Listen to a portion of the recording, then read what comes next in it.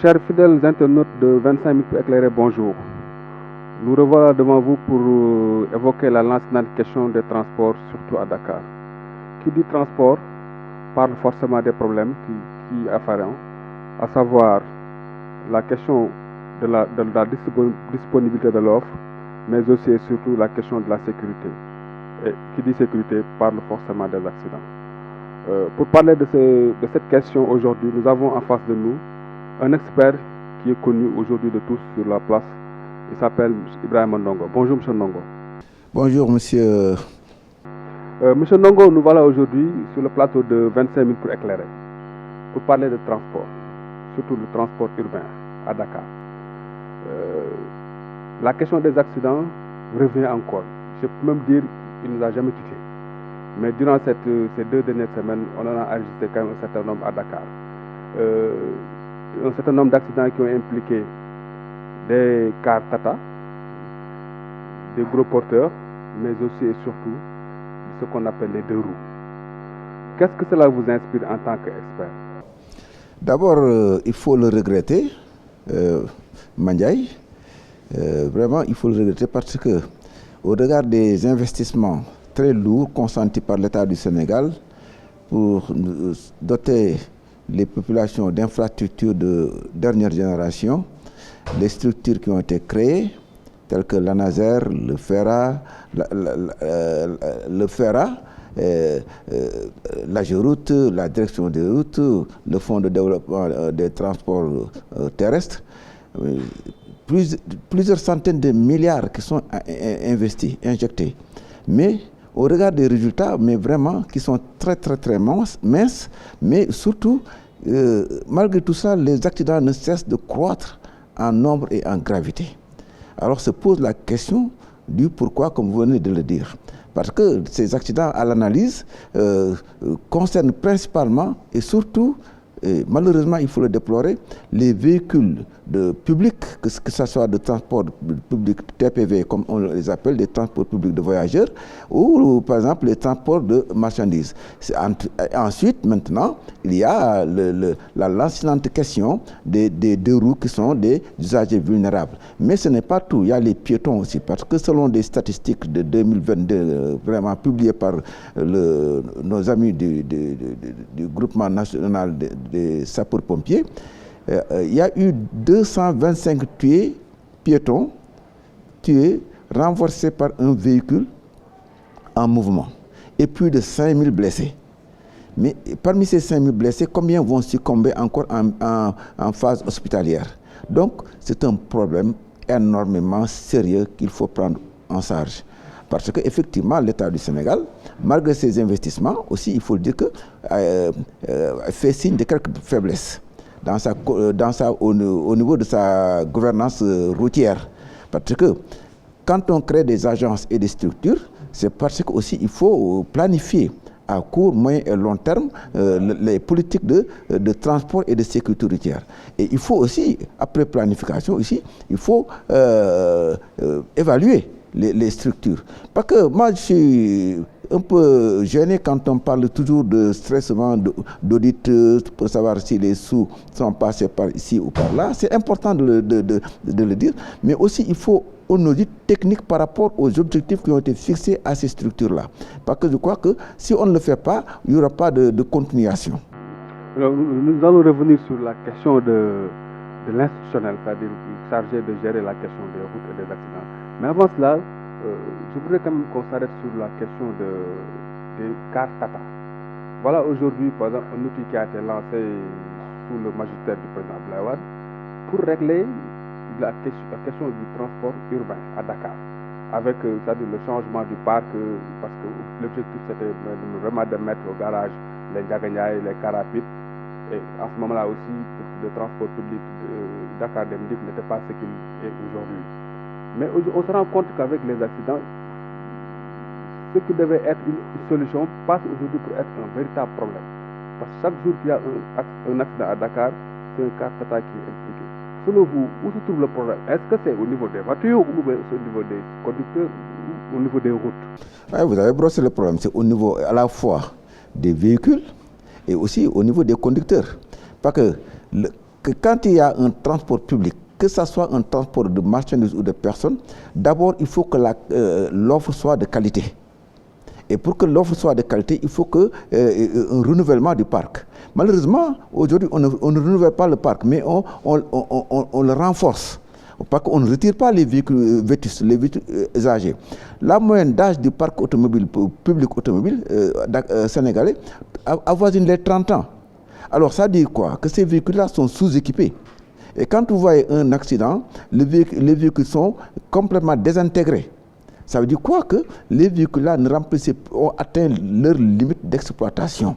D'abord, c'est ça. Donc, il faut une politique continue de renouvellement et non de renflouement du parc. Parce qu'aujourd'hui, vous n'êtes pas sans savoir que sur les 2000 Tata qui roulent, il y a au moins encore de l'autre côté presque le même nombre de véhicules en Ndiaga Ndiaye et car rapide et clando et consorts qui circulent, continuent de circuler malgré l'âge de plus de 40 ans. Alors, il faut absolument une politique de renouvellement adossés sur des textes qui sont applicables. Et là, les opérateurs seront obligés de renouveler le parc parce qu'il y aura de la concurrence au niveau des opérateurs. Et ça ira à l'avantage de l'usager. Et c'est ça qu'il faut. Parce que, quoi qu'on dise, Dakar pose problème. C'est une presqu'île. 0,30% du territoire national. Presque la moitié du parc automobile sénégalais. Plus de 40 000 nouvelles immatriculations par an. Et encore presque un tiers de la population sénégalaise est à Dakar. C'est un œuf qui est plein. Donc, ça pose un problème. Et il faut de la planification pour vraiment offrir aux Sénégalais des moyens de transport sécurisés, performants, réguliers et puis qui respectent aussi l'environnement. Mais qu'en est-il du facteur humain? Parce qu'aujourd'hui, moi je me rappelle du temps de la Sotrac, c'était la formation des chauffeurs, on voyait à travers les bus auto-école, la formation continue, le suivi et tout. Mais j'ai comme l'impression que c'est un véritable problème au niveau maintenant de AFTU et d'autres secteurs de transport au niveau du Sénégal. Effectivement, Dakar Dem Dikk dispose de ses propres ateliers, de son propre centre de formation, et ça c'est très très très important. Et jusqu'à aujourd'hui, on peut dire que le Dakar Dem Dikk est un champion à la matière. Maintenant, ce qui concerne par exemple les autres, ça pose problème. Parce que vous n'êtes pas sans savoir que les textes évoluent, les infrastructures évoluent, la technique et la mécanique automobile évoluent. Donc, le conducteur qui est le principal acteur doit être implémenté. Et ça en continu. Donc, si ça n'est pas fait, ça nous expose à des situations telles que nous les vivons aujourd'hui. Donc, il nous faut des véhicules équipés, des véhicules récents, une offre de transport en adéquation avec nos besoins de sécurité, de régularité et d'environnement. Est-ce qu'il ne manque pas aussi un autre qui c'est, par exemple, quand il y a un système de transport efficace et tout, mais on entend souvent ces chauffeurs-là quand même se plaindre des conditions de travail, la pression qui est exercée sur eux, la question des versements. Est-ce qu'il n'y a pas aussi aujourd'hui matière de créer, au lieu de laisser à tout venant d'acheter son car et puis de mettre un chauffeur qu'il veut, vraiment d'aller vers, peut-être ne pas faire comme Dem Dikk, mais d'aller vers des compagnies de transport avec tout un système de sécurité autour du chauffeur pour permettre d'être tranquille et de travailler le plus normalement possible. Voilà, ça pose le problème de la sécurité sociale des conducteurs. Parce que quand même le conducteur, quoi qu'on dise, est le principal responsable en cas d'accident. Et c'est aussi le conducteur sa responsabilité est engagée. Parce que c'est lui qui conduit le véhicule. Donc, si la première personne, le premier acteur qui a interpellé, c'est le conducteur. Mais si ce conducteur-là ne travaille pas dans des conditions décentes, Parce que, allez-y voir les gares routières. Est-ce que vous trouverez une seule gare routière qui est conforme à l'arrêté qui instaure les gares routières? Il n'y en a pas une seule au Sénégal. Les chauffeurs dorment dans leur véhicule. Ils n'ont même pas de toilettes quelquefois. Ils n'ont pas de gare routière, quelquefois, même surtout au niveau urbain. Mais quand on réalise un nouveau quartier, mais il faut savoir que ce nouveau quartier-là doit avoir ses dépendances, commissariat, école, maternité, centre de santé, mais aussi des infrastructures de terminal pour transporter les populations. Mais voilà le problème. Aujourd'hui, les conducteurs sont des laissés pour compte, il faut le dire. Mais sur le plan des versements et consorts, la pression, il faut dire que pour les conducteurs de Tata, franchement parler, ils ne sont pas assujettis à ces problématiques. Parce que le conducteur de Tata, d'Aftu, n'est pas obligé, n'est pas tenu de verser tant par jour. Il y a quelqu'un qui est à l'intérieur, c'est lui qui encaisse, c'est lui qui vend ces tickets. Et le propriétaire, où qu'il soit, à l'instant T, il sait combien d'argent il a dans la caisse. Donc, ça a évolué. Mais le problème qui se pose, c'est au niveau du conducteur sur le plan social. Le sous-équipement de véhicules aussi. Parce qu'aujourd'hui, on aurait dû équiper ces véhicules-là, comme Dakar Dem dit que chaque véhicule a 2 équipages. Mais aujourd'hui, ici, ce n'est pas, c'est ce qui est souhaité, mais ce n'est pas complètement ce qui est sur le terrain.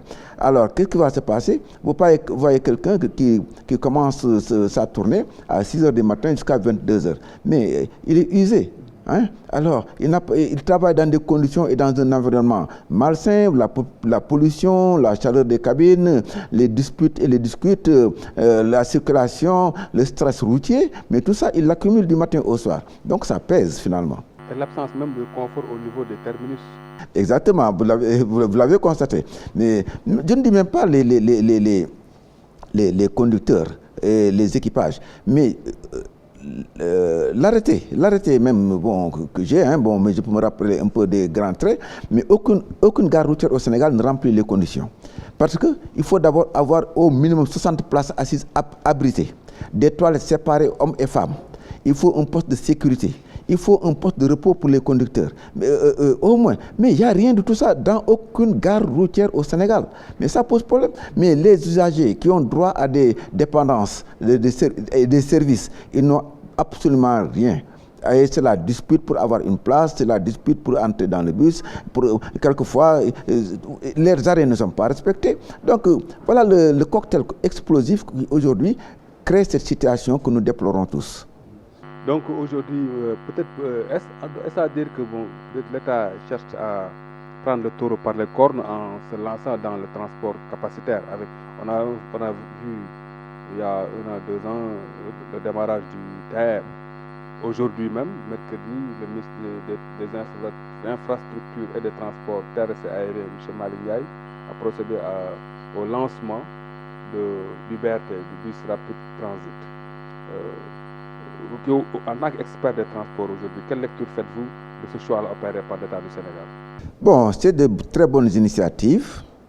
Cependant, il faut savoir que l'État, quand il investit dans le transport, c'est surtout pour prendre en charge les aspects, les externalités négatives. Parce qu'un privé, il travaille, c'est pour gagner de l'argent. Mais aujourd'hui, que ce soit Dakar Dem Dikk, le BRT ou le TR, sont condamnés à assurer des dessertes obligatoirement, qu'il pleuve, qu'il vente, qu'il neige, qu'il y ait des passagers qui n'en aient pas, ils sont obligés, ils sont tenus de circuler, d'assurer des dessertes. Mais le problème qu'ils ont, ça dit qu'aujourd'hui, c'est le taux de remplissage à certaines heures. Ils tournent à perte. L'usure des pièces, des consommables. Il y a ça, et les charges d'exploitation. Parce qu'il faut des équipages formés qui sont là, qui travaillent suivant des normes imposées par l'Organisation internationale du travail. Et vous savez, au Sénégal, les travailleurs sont assez très bien protégés. Donc, vous voyez, c'est ça le problème. Donc, l'État, pour vraiment une question pour démocratiser vraiment le transport, est obligé d'offrir à tous les Sénégalais vraiment un mode de transport vraiment qui est équivalent à sa bourse et selon ses besoins au moment qu'il le veut. Monsieur Ndong, vous avez tantôt agité la question du taux de remplissage, surtout pendant les périodes qu'on considère comme creuses, parce qu'on le sait tous ici, par exemple à Dakar, nous avons des mouvements pendulaires. C'est de la banlieue vers le centre-ville le matin et le sens contraire le soir à 18h, à partir de 16h. Est-ce qu'il n'y a pas moyen aujourd'hui, connaissant par exemple tous ces paramètres-là, de mettre le focus durant ces heures-là, par exemple, ne serait-ce que l'organisation des heures de départ, pour mettre davantage accentuer le nombre de départs pendant ces heures-là et capitaliser le plus, et peut-être se relâcher un peu pendant les heures creuses. Oui, ça c'est possible, c'est possible pour le TER qui fait des dessertes toutes les 10 minutes, c'est clair. Mais pendant ces grands moments de déplacement, ça pose problème. Parce que y a un flux de passagers qui convergent aux gares à une heure précise. Donc, ça pose problème. Le BRT aussi roule sur site propre. Mais pendant les mêmes heures aussi, nous serons confrontés au même problème. Pourquoi? Parce que n'oublions pas que les bus du BRT, on en a connu avec les bus articulés de l'ancienne Sotrac. Donc, le problème, au fond, se pose au niveau de certaines heures. C'est-à-dire, comme vous venez de le dire, le transport pendulaire.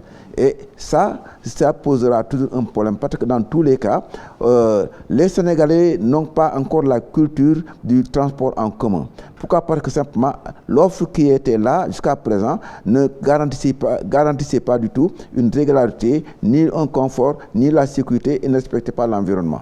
Donc ça, c'est un problème. Mais pour ce qui est du BRT, franchement parlé, il faut dire que si les dessertes sont assurées entre 3 et 6 minutes, comme on l'a dit, bon, ça peut vraiment soulager les usagers. Les usagers qui prennent le BRT. Mais n'oublions pas que le BRT aussi crée, d'autre part, des congestions. Ce matin, moi, je l'ai vécu. La pire des congestions que j'ai vécues à Dakar, c'est ce matin entre rond-point 26 et la foire, presque 2 heures de temps.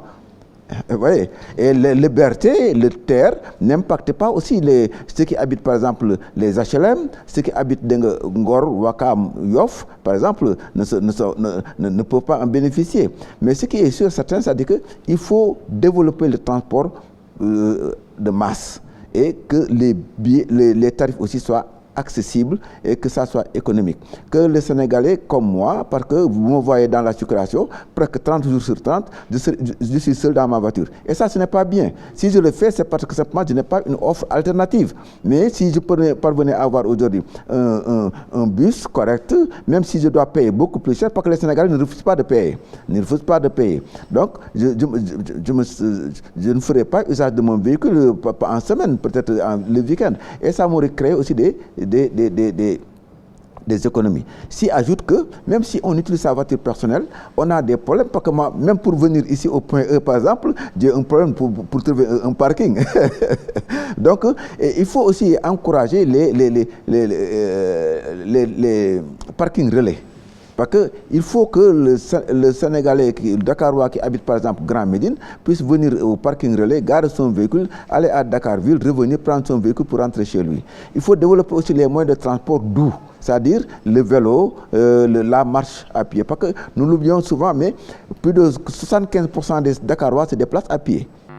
Et là, je vais revenir sur la question des zones non desservies par le TER mais tu as soulevé un problème, la question de la marche. Mais aujourd'hui, on a beau vouloir marcher à Dakar, mais on n'a pas où marcher. S'il n'y a pas de trottoir, ou bien s'il y a des trottoirs, c'est occupé par des tabliers, je ne sais pas quoi. Oui, parce que, comme le dit la loi, dans les agglomérations, les véhicules circulent et s'arrêtent et stationnent sur la pleine chaussée. Le trottoir est dévolu aux piétons. Mais je vous ai donné tout à l'heure les statistiques qui font frémir des sapeurs-pompiers. Mais c'est trop. Mais vous voyez un véhicule qui stationne 4 roues sur le trottoir. Et le piéton est obligé de marcher sur la chaussée. Et c'est la mixité de la chaussée qui est aujourd'hui à l'origine de beaucoup d'accidents. Beaucoup d'accidents. Donc, qu'est-ce qu'il faut faire? C'est-à-dire qu'il faut des infrastructures dédiées. Dakar, première capitale de l'AOF, n'a pas une seule piste cyclable à ce jour. Allez à Bamako, allez ailleurs, mais ce n'est pas le même cas. Tant que il y aura cette mixité, les usagers vulnérables et les véhicules, sur la chaussée, on aura des accidents graves. Vous avez tantôt évoqué la question du congestionnement avec le BRT, mais j'aimerais vous arrêter un peu sur un fait. Par exemple, si on prend le terre, là où circule le terre, c'est vraiment bien mis en défense, donc il n'y a pas de problème de voir. Mais par contre, pour le BRT, il y a beaucoup de croisements, oui. Hein, beaucoup de feux, beaucoup de signalisation. Mais là, vu aujourd'hui, je ne dirais pas l'indiscipline qui caractérise aujourd'hui la situation, mais ce qui existe dans ce pays à Dakar, est-ce qu'il n'y a pas de risque de voir aujourd'hui le BRT un peu sa régularité un peu dévoyée, impactée par ces... Non, c'est vrai, parce que tout à l'heure, j'ai fait un déplacement d'ici à Massalikul Djinan, à pied. Bon, je suis arrivé sur le corridor du BRT, qu'est-ce qui s'est passé? Le feu était vert pour les véhicules, donc rouge pour les piétons. Il y a congestion, donc les véhicules se sont arrêtés. Et il y a quelqu'un qui m'a invité, un conducteur de véhicule m'a dit, vous pouvez passer, monsieur. Je lui ai dit, ah non, mon feu est rouge. Qu'est-ce qu'il a fait? Il a avancé et il s'est arrêté sur le passage piéton. Alors, ça pose problème. C'est-à-dire qu'aujourd'hui, il faut former les Sénégalais à la citoyenneté routière. Ça, c'est depuis la maternelle, le primaire jusqu'à l'université. Il faut former les Sénégalais à la sécurité routière. Il faut savoir que quand on est dans l'espace routier, on est régi par un code. C'est le code qui est commun à tout le monde, c'est le code de la route. Est-ce à dire que maintenant, ce code-là doit être intégré dans les curricula, aussi bien depuis le primaire ou bien même peut-être à un certain niveau? Mais c'est un passage obligé. Parce que c'est ça que je vous disais tout à l'heure. Nous avons un problème de gouvernance et de politique routière et de sécurité routière. Parce qu'il faut définir des curricula, il faut définir des modules, des programmes, et il faut les exécuter. Et il faut les évaluer aussi. Mais si on crée des structures, on n'évalue pas. Malheureusement, on se rend compte que les accidents ne font qu'augmenter en nombre et en gravité. Mais ça dit qu'il y a un échec. Malgré tout, donc c'est le moment qui est venu de vraiment tirer le frein à main, de discuter de façon responsable, d'essayer de trouver les vraies causes et les vraies solutions qu'il faut mettre en place pour vraiment améliorer la mobilité, améliorer la sécurité, améliorer l'offre de transport et garantir aux citoyens, où qu'ils soient, de Dakar à Fongolémi, un système de transport performant, sécurisé et vraiment un système de sécurité routière aussi qui permet à chacun Sénégalais de vaquer à ses besoins sans vraiment hantise. Chez Longo, aujourd'hui, dans Dakar, on est en face d'un transport multimodal, avec maintenant le TER, le BRT, le réseau AFTU, le Ndagayaï, les Carapides, les taxis, les clandos, les Yango et tout. Est-ce qu'aujourd'hui, il n'y a pas besoin maintenant que ces différentes entités-là puissent se retrouver pour que ces différentes offres soient interconnectées et pour régler la question même des zones non desservies pour le moment par exemple le TER ou bien par le BRT? Ça c'est vrai. Aujourd'hui, il faut exclure aucun acteur. Le conducteur de clando là, il faut l'intégrer parce que lui aussi, il assure un service public. Ah oui, il faut l'intégrer. Mais aujourd'hui, avec le BRT, on a éliminé au moins une trentaine de lignes de l'AFTU, et de Dakar Dem Dikk, 30 lignes au moins. Le rabattement, mais qui va faire le rabattement?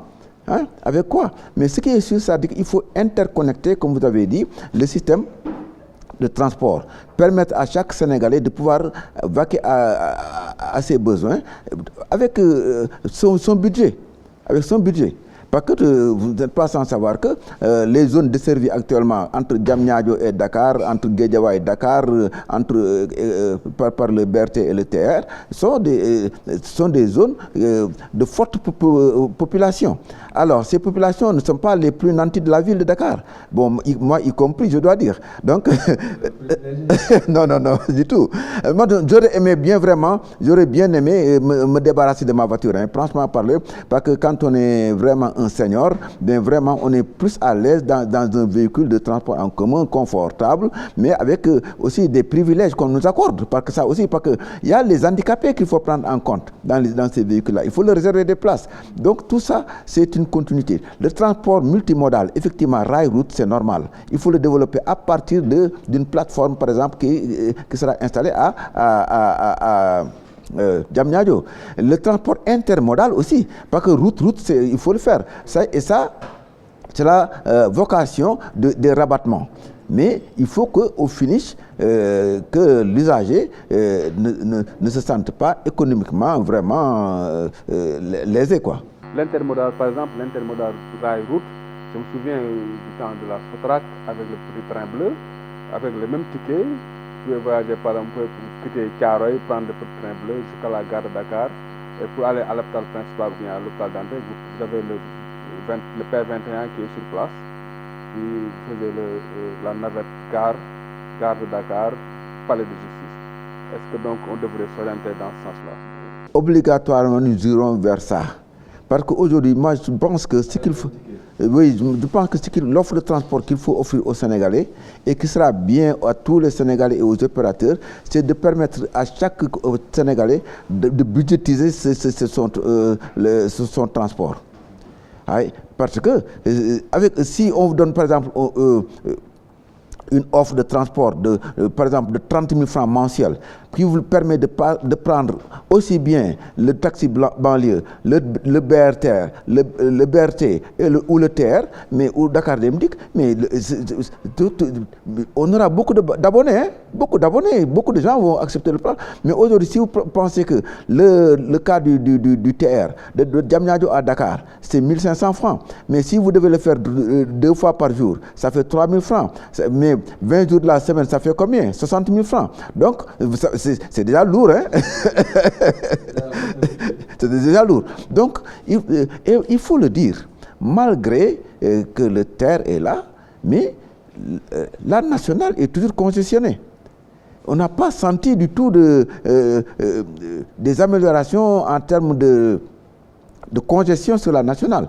Et aujourd'hui, je vous assure que si vous faites entre SIPS et Escoa, par l'ancienne route de Rufisque, mais vous serez désagréablement surpris parce que vous n'avancerez pas de 10 mètres par minute. Ça signifie donc que les gens n'ont pas encore garé leur voiture. Mais oui, c'est ça, ils ne vont pas garer parce qu'il n'y a pas encore l'offre. Et il faut que l'offre aussi soit de qualité. C'est vrai que le TR, c'est de qualité, mais il faut que ça soit aussi économique.